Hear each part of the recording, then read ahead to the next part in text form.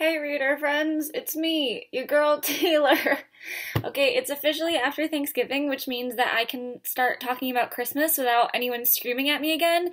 So I'm ready to do that. Namely, I'm ready to talk about the Nutcracker. Namely, Nutcracker retellings. It's Christmas related. Everybody knows about the Nutcracker ballet. It's a very famous ballet. People love doing Nutcracker retellings. This year has had quite a few between Disney and the literary community.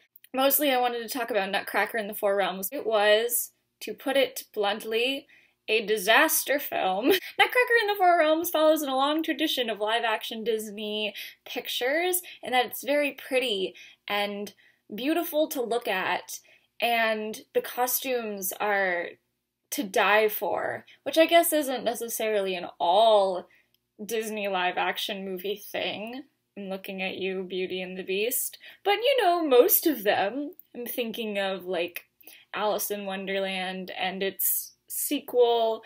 Most of the Pirates movies had pretty cool costumes. The Cinderella costumes.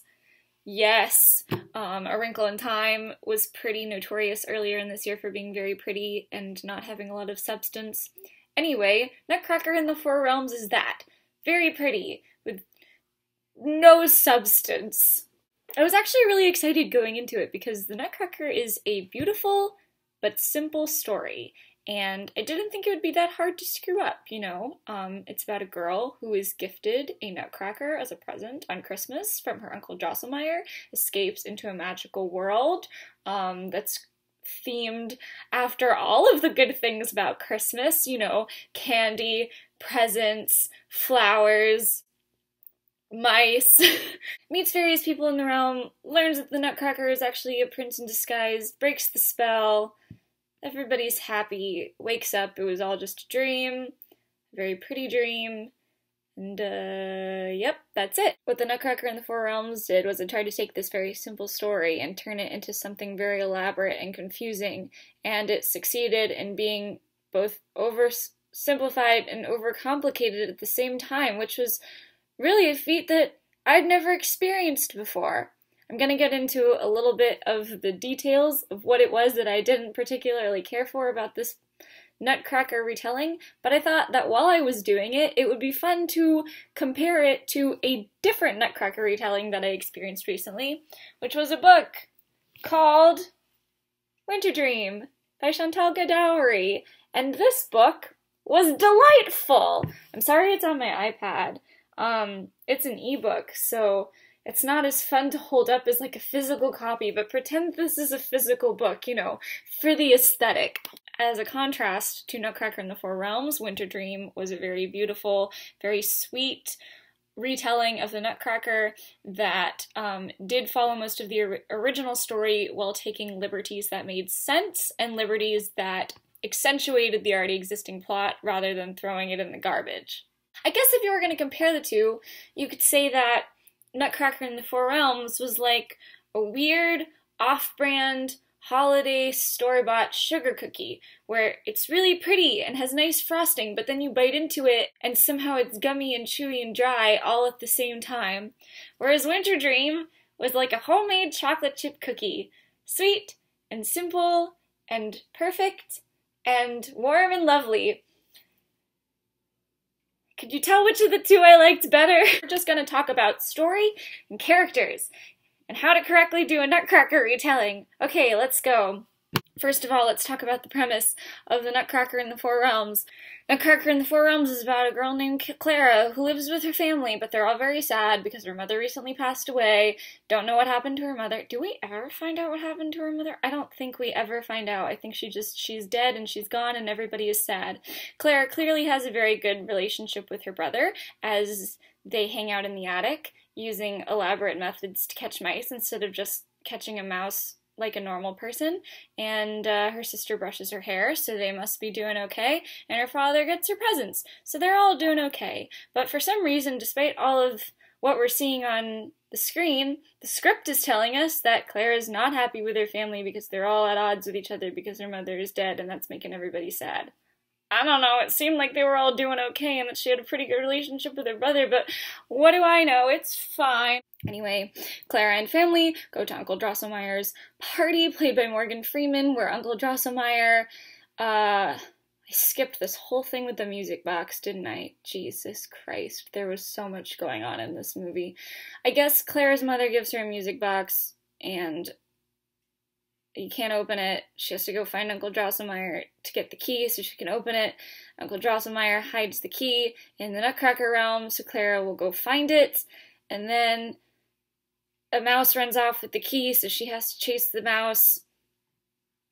I'm already bored with the story that I'm retelling. This is like the first 20 minutes of the movie, too. Maybe 30. It went on for like a while. Winter Dream, in comparison, takes place in St. Petersburg, Russia. Clara is not a child, as she is in the original ballet. Instead, she's, you know what, I actually don't remember how old she is. 18, 19, 20, somewhere around there. New adult, you know, the genre that the publishing industry pretends doesn't exist, but people really want more of. The really interesting thing about her situation is that, first of all, her entire family is still alive. She still has both her parents and her brother Fritz. They're going to a ball, and part of the issue at the ball is that Clara's parents are trying to set her up with a man that she does not want to marry. So immediately the context is very classical, historical fiction, kind of. The girls are supposed to follow strict codes of conduct, strict codes of etiquette in terms of what society expects of them, in terms of what her family expects of her, and so you immediately get a very strong sense of what Clara's relationship to her family is. She clearly loves them and craves their approval, but she also resents them a little bit for forcing her into a box that she doesn't want to be confined in. She wants to travel, she wants to see the world. It's a very, like, Belle kind of adventure personality. It's clear that she wants freedom. It's clear that she wants somebody to love her for her personality and not for, you know, social gain. Because who doesn't, really? And as in the original ballet, her Uncle Drosselmeyer just gives her a Nutcracker. There's no hidden key. You know what? I'm pretty sure in the Nutcracker in the Four Realms, there's never actually a, like, Nutcracker. Who named this movie? That brings me, honestly, to another one of my big complaints, which is that the Nutcracker in the Four Realms is not about the Nutcracker. I remember literally laughing out loud in theaters because the first time Clara sees the Nutcracker, it's first of all a definitively human person, and she just walks up to him and is like, "A Nutcracker," and I was like, I wanted to talk a little bit about Clara as a character in both versions. In Nutcracker and the Four Realms, Clara is younger. I feel like she's like 13. Her interests include invention, because she is a woman of STEM, because that will appeal to the kiddos. I actually would have really liked it if they had developed this better, and if it had been a more integral part of the story throughout the entire movie. It felt like her interest in technology was written in so that they could... can't even get to the end without explaining, like, everything else that's going on, and like I said, the story's a mess. Anyway, there's a bit at the end where there's a twist involving a piece of technology. You find out that the mother created the world of the Four Realms out of technology and inventions by turning toys into real things. That's another major difference between the two, I might add, and I really like the way Winter Dream handled the creation of Winter Dream, which is the name of the realm of the Nutcracker in this version. I really like the way that they handled it. It's kind of similar in that, you know, somebody created it out of an idea. In this case, though, it's Uncle Drosselmeyer who created this world out of the emotions of joy and love and happiness that are associated with the Christmas spirit. So that was pretty nice, because it, like, actually relates to, I don't know, Christmas. Whereas in Nutcracker in the Four Realms, it was like, Clara's mother was an inventor, and she invented these toys to be humans in this world that she invented, no matter why. Don't worry about why. Don't worry about how. this is just a thing that happened, and everybody's just gonna roll with it. Claire's personality in Nutcracker in the Four Realms is pretty one-dimensional. She's rather confused throughout the entire movie as to what her place is in all of this, and why she must be the one to save the Four Realms. I am with her there. I too don't understand what's going on or what she's supposed to be doing. Have I mentioned how weird this movie was? In Winter Dream, when Clara gets to Winter Dream, she is immediately made to understand that Winter Dream is under attack from the Mouse King, that the kingdom is trying to stave off this attack, and that there is a legend in play for the entire story involving the Nutcracker having been a prince who was cursed to turn into a Nutcracker. This was kind of a Beauty and the Beast-esque plot device that I actually really enjoyed. Obviously, there have been lots of stories where people are cursed, but usually the trope is that they can't tell the person that they're with that they've been cursed. Like, that's either part of the curse, or I guess they just don't want to. But in this, like, Clara knows pretty much right off the bat that the Nutcracker's curse is that he used to be a prince, he is now a Nutcracker, and the only thing that can save him is true love from an outsider, someone who is not from Winter Dream. And this was like a really cool dynamic, because having that pressure throughout the story really messes with Clara's head in a very emotional and relatable way.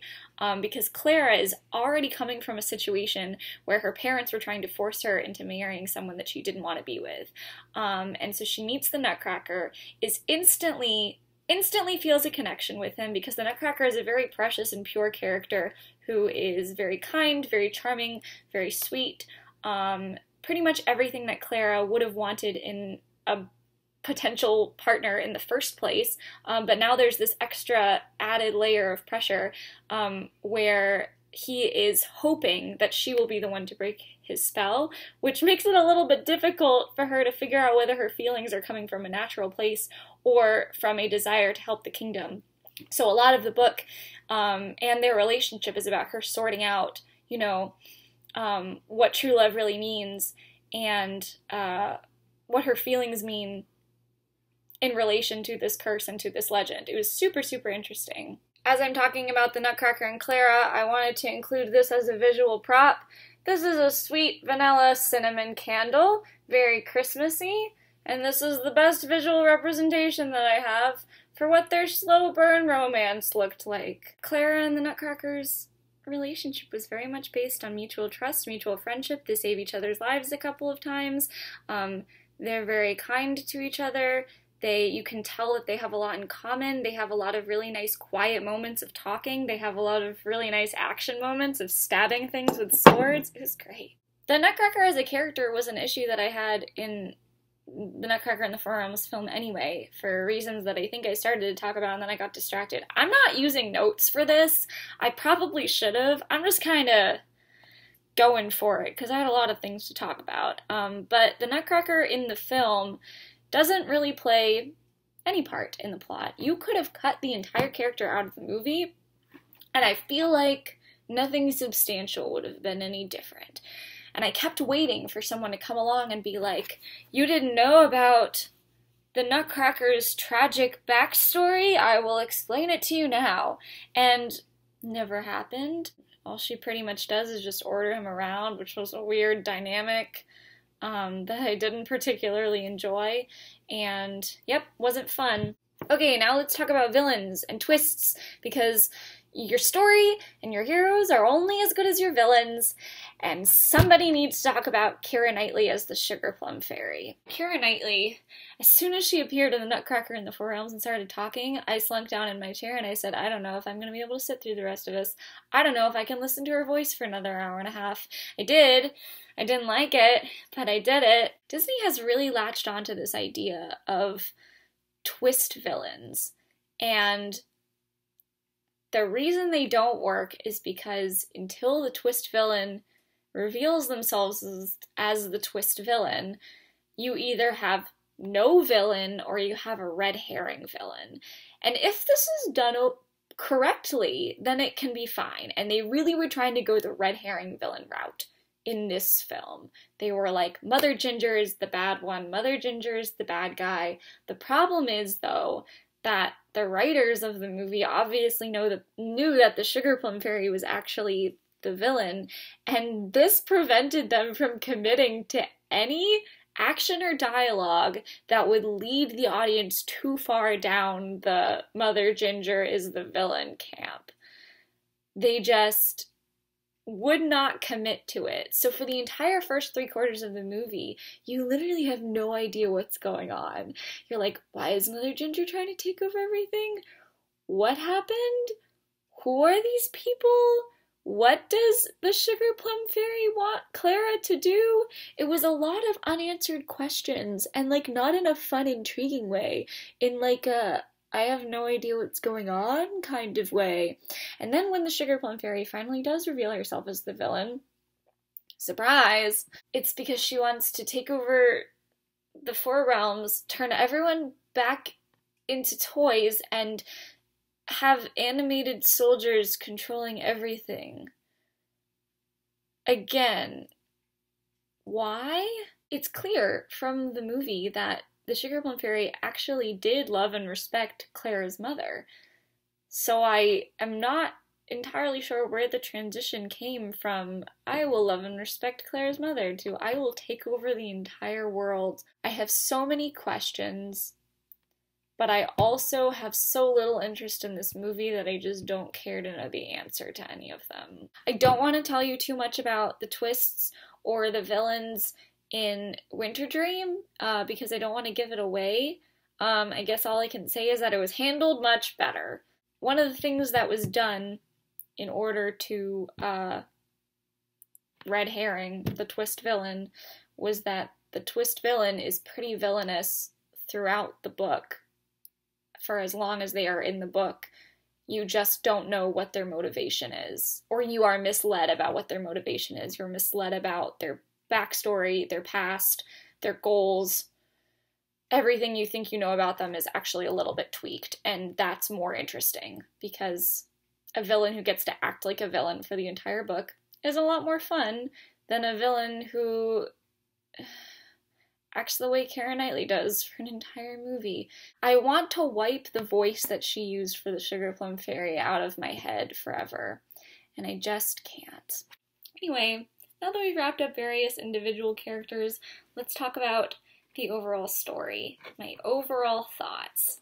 Nutcracker in the Four Realms, 2 out of 10. A very pretty film that left me feeling confused and angry and sad that I'd spent $12. I spent $12 on that. Winter Dream, 5 out of 5 stars, because we do out of 5 and Goodreads, you know. It was beautiful, it was delightful, it was exactly what you want to get into the Christmas spirit. It had some really nice character arcs, really gorgeous descriptions. It was basically a fairy tale retelling, which is what I think you want out of a Nutcracker story anyway. It's got all of the magical and beautiful elements that relate to many other stories, such as Cinderella or Snow White or Sleeping Beauty, but with the added bonus of it taking place during Christmas. And there's something about the Christmas spirit that when it's accessed correctly in stories can just make everything seem very beautiful and joyous. And this book definitely did that. I had it as an ebook. I liked it so much that I'm gonna buy it in hardback because I want to, like, you know, showcase it on my shelves. I mean, look at the, I don't know how well you can see the cover, but see how it's all kind of like silvery leaves and a snow globe, and then that's Clara, like, blending into the leaves holding the Nutcracker. This is stunning. This is, like, art. Anyway, hopefully you will take my advice, and instead of spending $12 to go see the Nutcracker in the Four Realms, you will just buy Winter Dream, because it was better, and it'll make you happier, and yeah, that's pretty much all I have to say about that. Once again, the name of the book is Winter Dream. It's by Chantal Godowry. I'm going to link it on Goodreads and Amazon and all of that below, so you can go find it. Merry Christmas, everybody! Yeah, that's pretty much all I've got today. You might get another video from me soon, but you never know. It's always a surprise on this channel. Happy holidays! Goodbye!